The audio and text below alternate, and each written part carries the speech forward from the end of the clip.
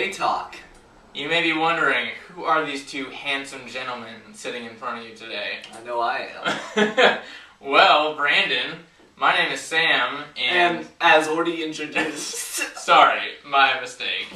My name is Brandon, and you are now joining us in the Sports Cave. Right, this is our Sports Cave, and our talk show is called the Bay Talk. For now. If you're also wondering why this audio is the worst thing you've ever put to your ears, never fear, because in a few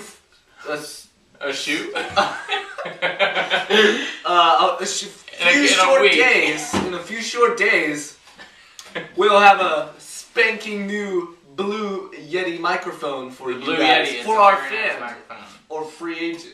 To make sure that you can hear our voices, with a super clear... We know you can see us, we want you to hear us. There we go. So that's our purpose. Let's go over our purpose, Mr. Brandon. Well, our purpose is just to, take the most recent sports headlines, and specifically the Bay Area, but not limited only to the Bay Area, but, we also like to talk about what's going on around the league, and NFL, MLB, free agent, We're going to hit the major sports. We got a lot of things. We have a Bay Area bias, but at the same time, we'll give you everything. Yeah, and, got college football to talk about.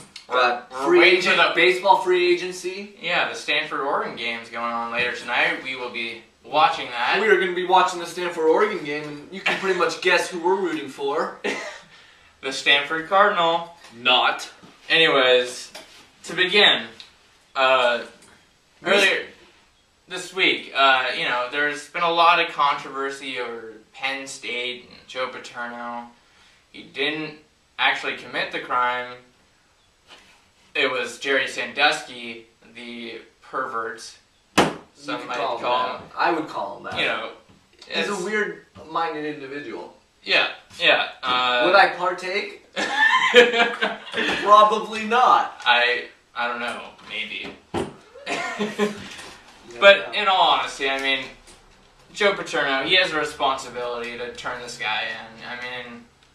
If you see a guy naked with another 10-year-old kid... A 10-year-old kid. Keep that in mind, not just another guy. This guy's like 60 years old, and he's in the shower with his kid. He's gay, and he's into pedophilia. Yeah, okay. Whoa! The gay's alright, but, the other part... Anyways, Paterno could have ended this in 1998, 2000, 2002, when all these alleged, perversion, is that a word? No, what my colleague is trying to say is Paterno has a job as a human being to report things. And though it may be hard to... How do you say his name? Sandusky? I can't Sandusky. Though it may be hard that they were such close friends, you still have to do something about it, because those boys were put in harm, and it seems like it happened more than one instance, wouldn't you agree? Yeah, there's been, now there's about 20 allegations against him, potential, abused kids from Sandusky, and that's serious. It's created a big gross. Awkward thing, the rioters in Penn State. And we've already seen the retaliation from Penn State. Prospects are dropping out. I think the first one was this offensive tackle had committed to Penn State, and now he took out. He's not doing it anymore. It's a big recruit. Yeah, and it really is a shame to see Joe Paterno go out on this note. he's already had such an amazing career. He's probably going to retire soon, if not going to die. He will die. He's fired. The sad part is he'll never be able to rebuild his name because he'll be dead. Yeah. Tomorrow. Or have you seen him?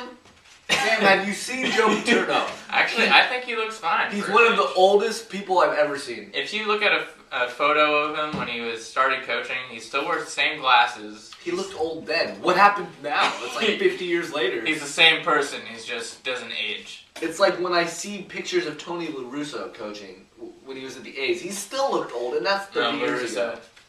La Russa looks younger than he did 20 years ago. It's kind of weird. I've seen him with his shirt off. No, I have not seen Tony La Russa without his shirt on. Okay. I don't know what you're Googling these days, but... that Google thing is pretty interesting. I kind of just type words in there. Yeah. Let's go to our next topic. MLB free agency. It's here. And we're about to see some big names go down in history. This one will go down in the record books. I haven't been this hyped for a bigger free agency in a very long time. Have you? Yeah, I mean, two biggest first basemen in the league, Prince Fielder and Pujols. It doesn't get much bigger than that. I mean, Pujols is coming off a World Series. Improbable World Series. Improbable, very, very so. The Giants of 2011. The band of misfits that took the title. But yeah, we have a lot of big names. We know that the Marlins might be a potential winner of Pujols because they've already sent him an offer. I don't know. I doubt that he'll accept that. I like where you're going with the Marlins. He'll take his talent to South Beach just like LeBron did. I like where you're going with the Marlins. The Marlins have been linked to almost every free agent out there. Whether it be Jimmy Rollins, Jose Reyes, who they've said they've already signed Jose Reyes, which I don't believe. But Mark Burley, they got pitchers, they got hitters they're going for. Yeah. Where did the Marlins get all this money, Sam? Well, I think last year they had, 2,000 fans? I honestly think they've just been saving all their money. I mean, they just signed a new coach, Ozzie Guillen. They're looking for a promising future with their new stadium, and they're just trying to rebuild their whole franchise right now. But do you do it all in 1 year? New stadium, do you go balls to the wall, let's sign everyone? Balls to the wall. Balls to the wall. You go balls to the wall. Yeah, I mean, that's what they're doing. They're sending out offers of big-name guys, but likely we'll see Prince Fielder go to the Cubs. Likely. Because, the Brewers, they want him, but they can't afford him. And the Cubs have got money to spend now with Theo Epstein. Yeah, And, okay, so what about the Giants? What are the Giants? Bay Area broadcasting unit. Yeah, the Bay Talk. So we're gonna, we're rooting for the Giants to sign Beltran again, but it's not looking like it. You're right, Sam. You bring up an interesting point. It's not looking at it. And one of my least favorite teams ever is looking like it, and it bothers me.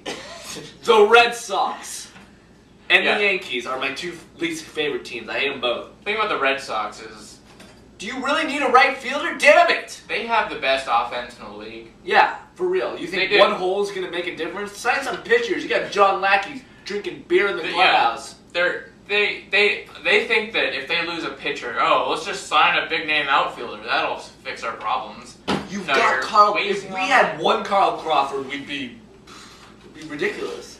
Yeah. You got Crawford, Ellsbury, who might win the MVP. When you look at the Giants' recipe for success, is the dynamite starting pitching staff and the dynamite bullpen. That's it. Teams. That's what wins championships, clearly. And when you see Boston just loading up on all these big names, ridiculous. Big bats, it's just, you don't need that often. What are you going to do with all that? They're screaming for attention. That's what they're doing.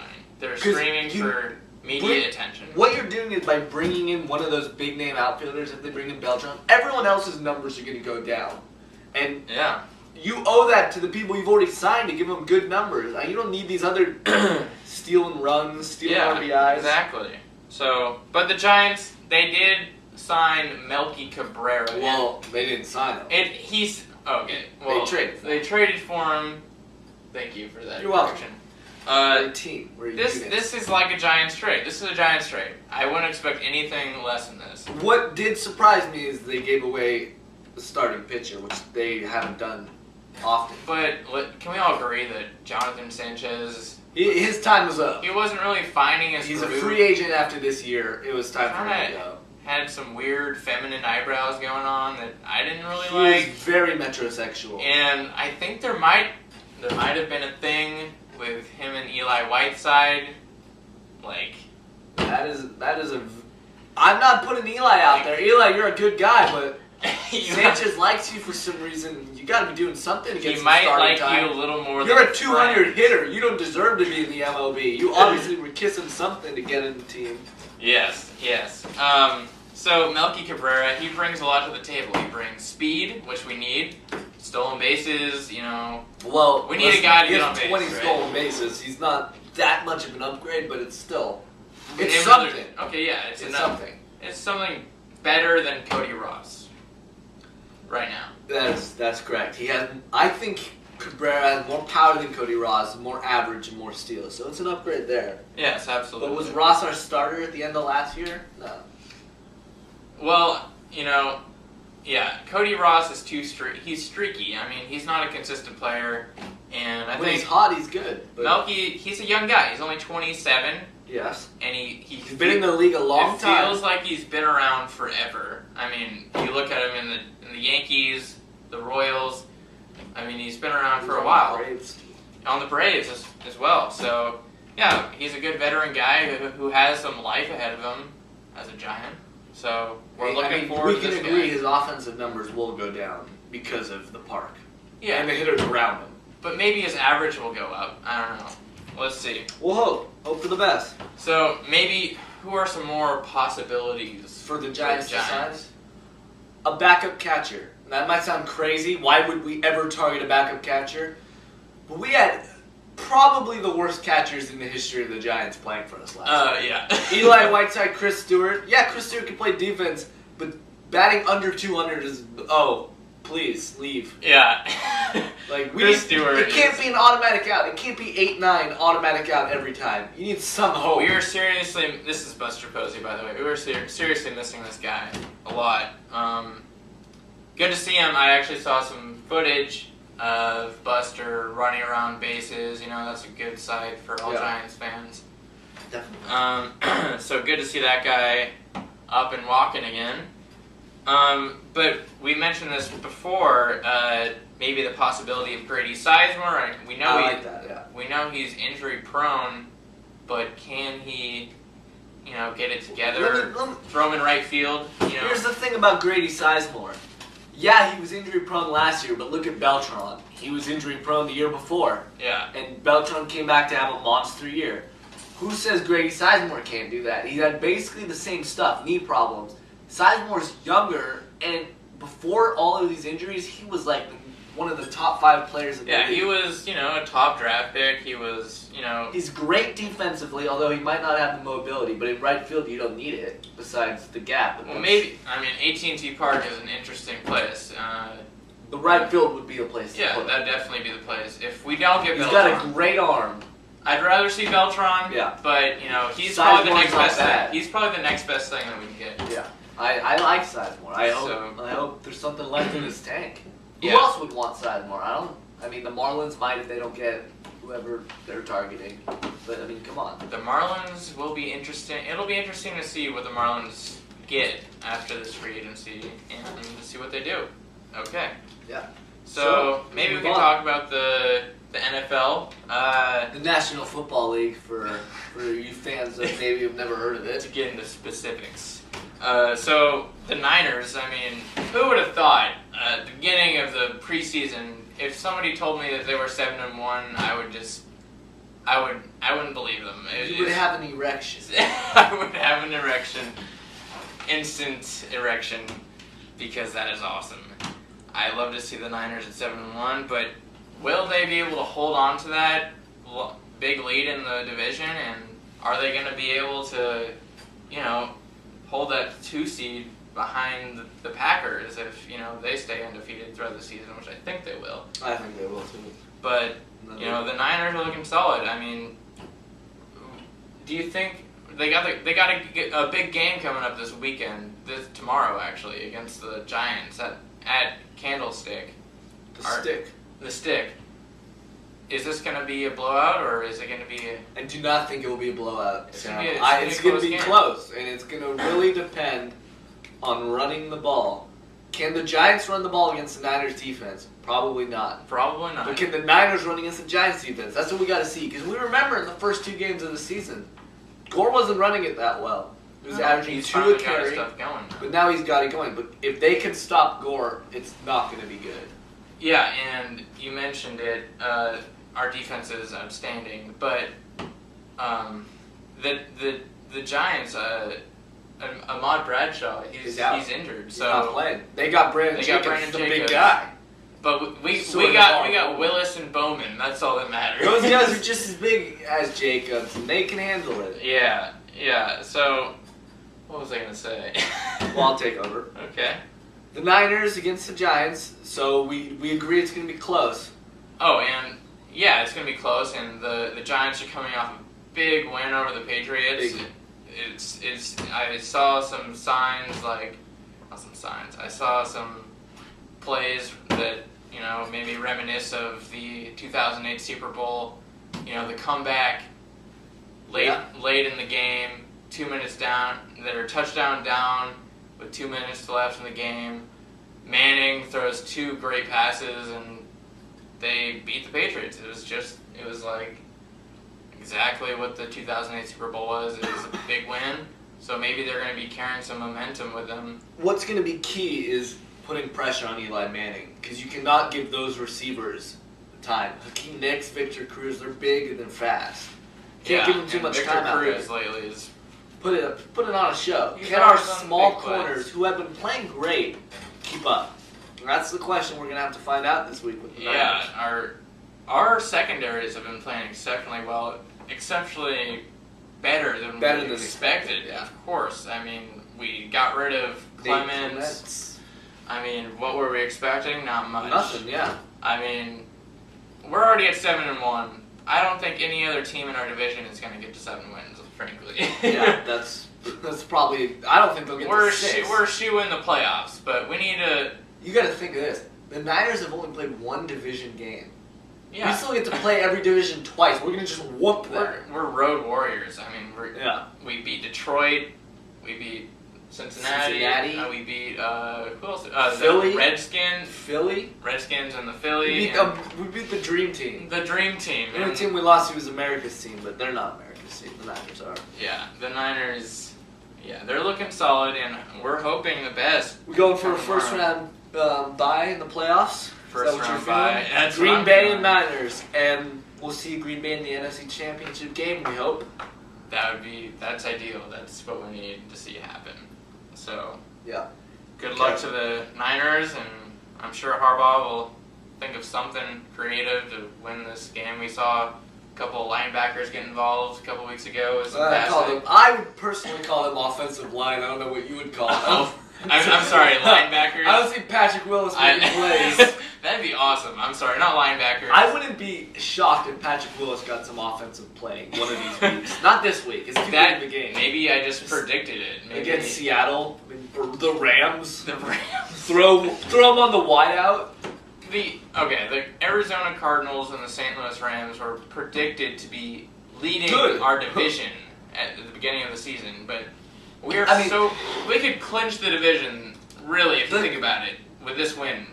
I've never been so happy to see a quarterback fail like I have Kevin Kolb. Because there was so much hype about him. Oh, he's so good. Let's trade away everything for Kevin Kolb. He sucks. He's injured. They're putting John Skelton out there, and God, he's terrible. Skelton? I've never even heard of him. That's why. You probably haven't. Not many people have. And the Rams, I mean, would you think they're going to be good just because they had an okay year last year? Let's not forget, 2 years ago, they had the number 1 pick in the draft. Yeah, that's true. They're not good.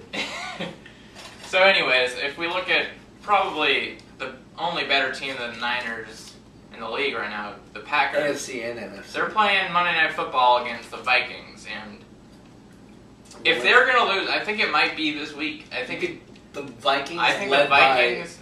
Pondexter or whatever the hell. Ponder. I think Ponder's a good quarterback, and their defense could probably, if Jared Allen can get to Aaron Rodgers and disrupt him, That's true. I'm predicting. I'm predicting a loss. The Green Bay doesn't have is a running back. So yeah, Green Bay has no running game, and yeah, you're right. They're really lacking in the running back position. But we're going to watch the Stanford Oregon game. Starts pretty soon. We're both Stanford fans. Yeah. We're not going to give a shit about the NBA because we hate them. Yeah, I mean, we're going to leave Kim Kardashian to, just take care of all the NBA players. She's single now, so. I'm Brandon. I'm Sam. This is Bay Talk. And this is a sports game. Thanks for joining us. We will see you next Saturday. Stay classy, San Diego. Stay classy.